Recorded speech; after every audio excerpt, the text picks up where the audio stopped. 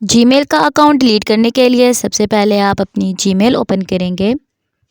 جی میل open کرنے کے بعد آپ اپنی پروفائل پر چلے جائیں گے اور اس طرح کا انٹرفیس آپ کے سامنے شو ہوگا۔